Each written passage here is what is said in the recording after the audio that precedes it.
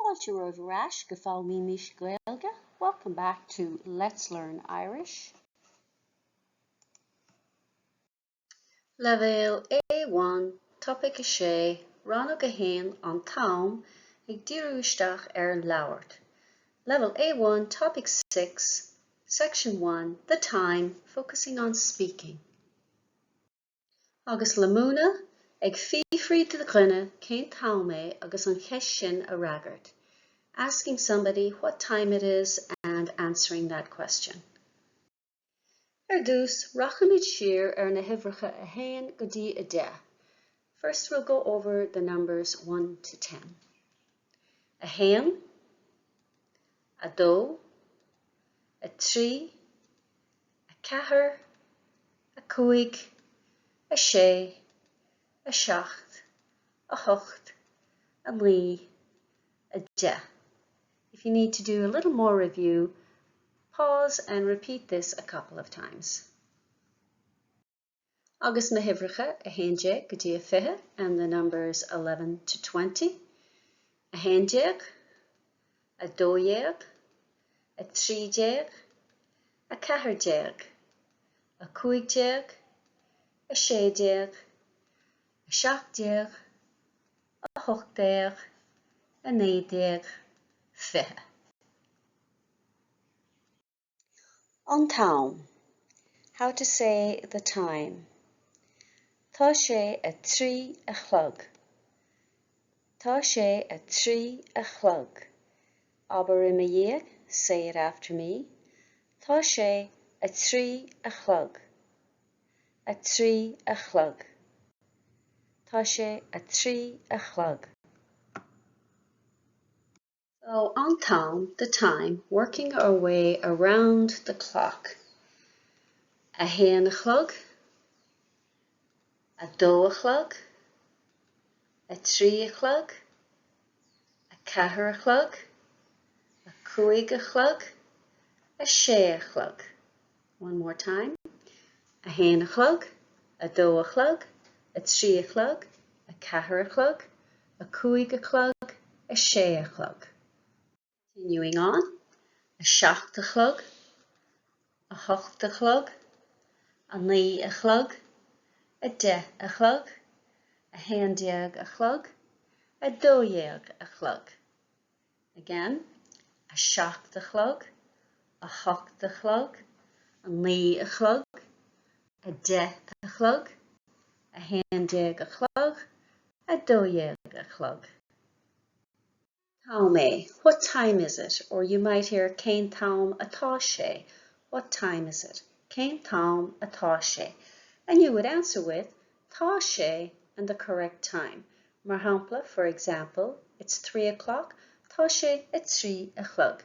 So let's go through and see if you can answer the following. I'll give you a moment to answer them and then I'll say the time. Cén taim?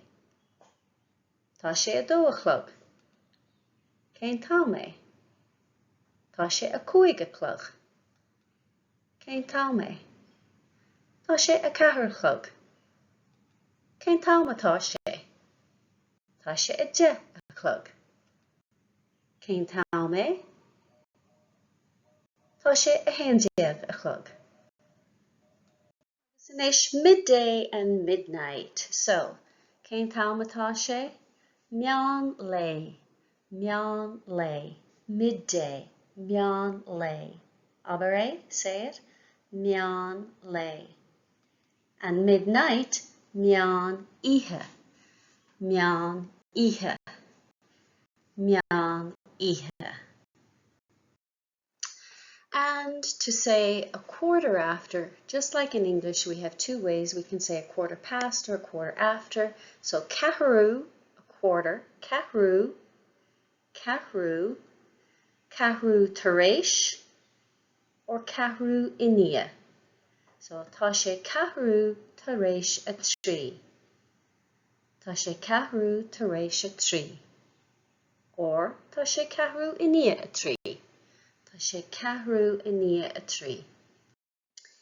And for a quarter till, we have ceathrú, again, ceathrú, a quarter, ceathrú chun, Tá sé ceathrú chun aní, or tá sé ceathrú go dtí aní. Tá sé ceathrú go dtí aní. So just like in English, we have two ways. You can use chun or go dtí. And finally, past, Laethuil tar éis. Tá sé Laethuil tar éis a trí. Laethuil, half an hour, tar éis, after. Laethuil tar éis a trí, or tá sé Laethuil inniu a trí. Agus inis seans ditse, and now a chance for you to say the time. Cén taim é? Tá sé, don't forget the beginning, tá sé. Tá sé ceathrú tar éis a trí, or tá sé ceathrú inniu a trí. Cén taim atá sé? Tá sé Laethuil tar éis a seacht. Tá sé Laethuil inniu a seacht. Cén taim é? Tá sé ceathrú chuna dó. Tá sé ceathrú chuna dó, or tá sé ceathrú go dtí a dó.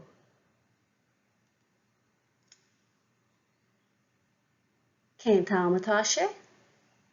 Tá sé fiche tar éis a ní. Tá sé fiche tar éis a ní, 20 after 9, or tá sé fiche inniu a ní. Cén taim atá sé? Tá sé 5 tar éis a 8. It's 5 after 8, or tá sé 5 inniu a 8. Circle ama. So circle of time game. So we're going to go around in a circle and play a game. So tá cluitheagan a bhéad há a imirt más mála. So we have a game that you can play if you choose. Cuirfidh mé tús leis an glutha, so I will start the game. Dúirfidh mé a héana a chlog. I'll say 1 o'clock. Beagart 5 tar éis a héan a rá, and you'll have to say 5 after 1. Dúirfidh mise 10 tar éis a héan. I'll say 10 after 1. Agus racham í timpeall an chlog mar sin, duine a chuine. And we'll go around the clock like that, person by person, 5 after, 10 after, 15, and so on.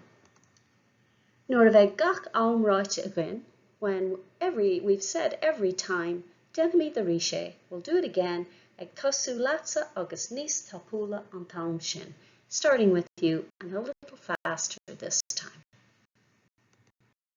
And will to reg, are you ready? It's 3 o'clock.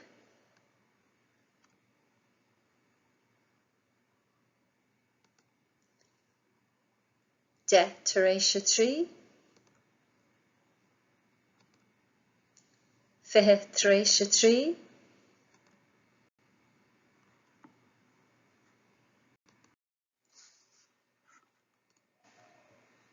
Leabhar tar éis a trí. Fiche chuna chathair. De chuna chathair.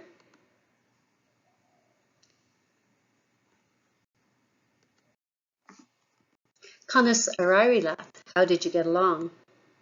Rockamy timpeall an circle arish, we'll go around the circle again. Níos tapúla, faster this time. Tosómid latsa, we'll start with you. 5 tar éis a trí. Ceathrú tar éis a trí. Fiche 5 tar éis a trí.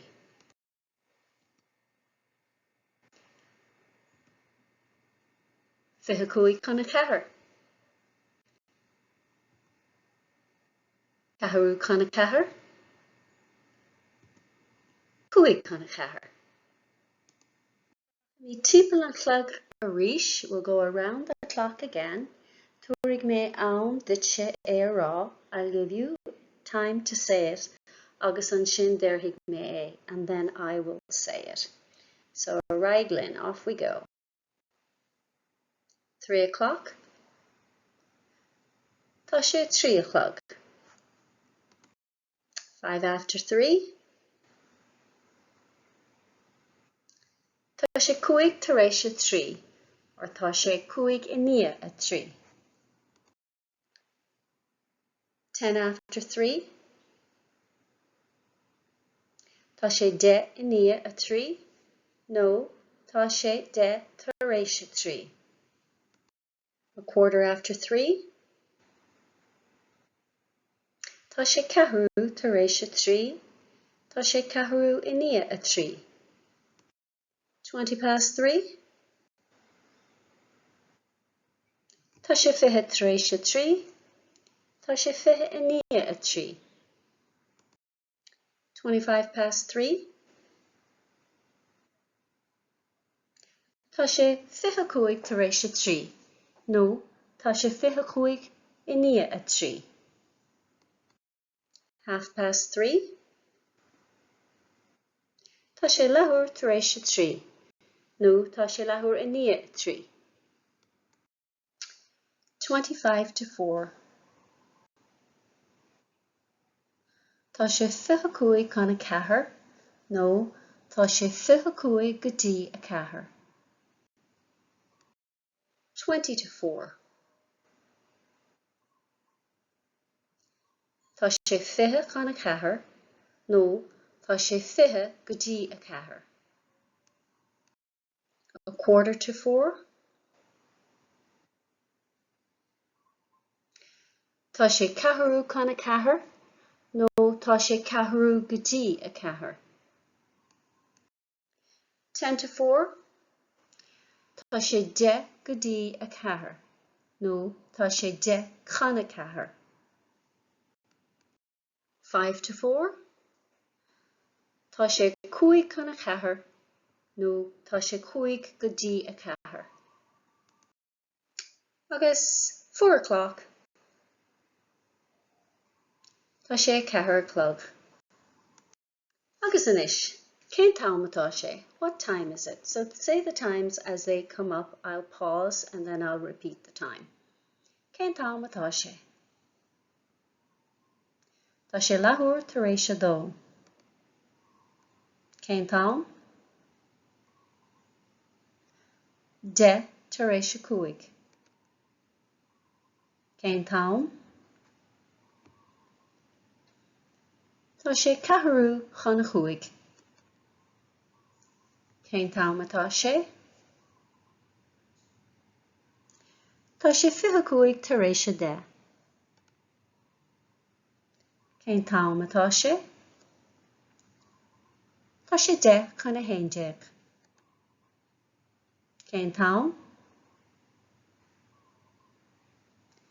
Tá sé 4 tar éis 8. Cén time? Tá sé 5 tar éis 9. Cén time? Tá sé 6 o'clock. Cén time atá sé? Tá sé 20 tar éis 12. Cén time atá sé? Tá sé 5:2. And obviously you can say chun or gudí or tar éis or inia. Either of those will be correct. Like an bhilóg an tam uat an gníomhaíocht seo, you'll need a handout on town, the time for this activity. Link to the handouts and notes are in the description box below. Cén time? What time? Féach ar na cloig, look at the clocks. Scríb isteach na hamanna, write in the times. An sin aber ósádaíonn, and then say them out loud. So pause the video for a few moments while you complete the activity and then come back and check it. Agus inis na freagraí.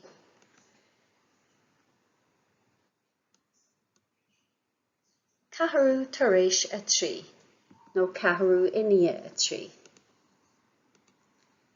Labhairt tar éis 6 or Labhairt 9. Labhairt tar éis 8. 8:30. Labhairt 9.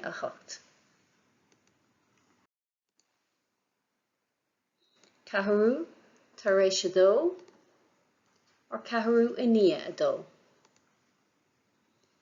Cathrú tar éis a seacht, or cathrú I ní a seacht. Cathrú chun a hocht, or cathrú go dtí a hocht.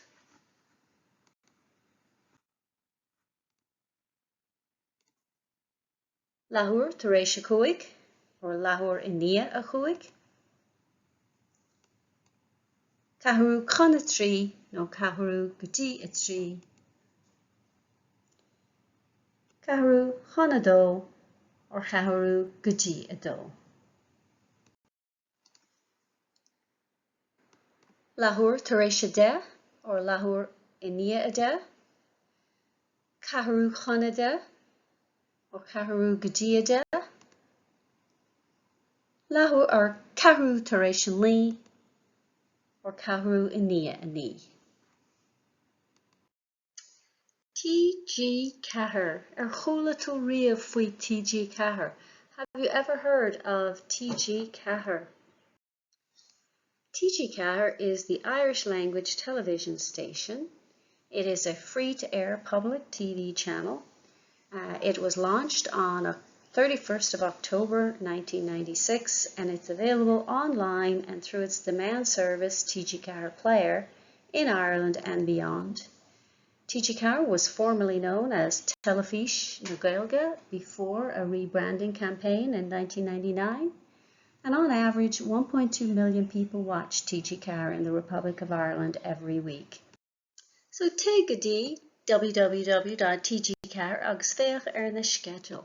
So go to TG Cahir, www.tgcahir.ie, and look at the schedules. Freagar na ceiste na híos, answer the following questions.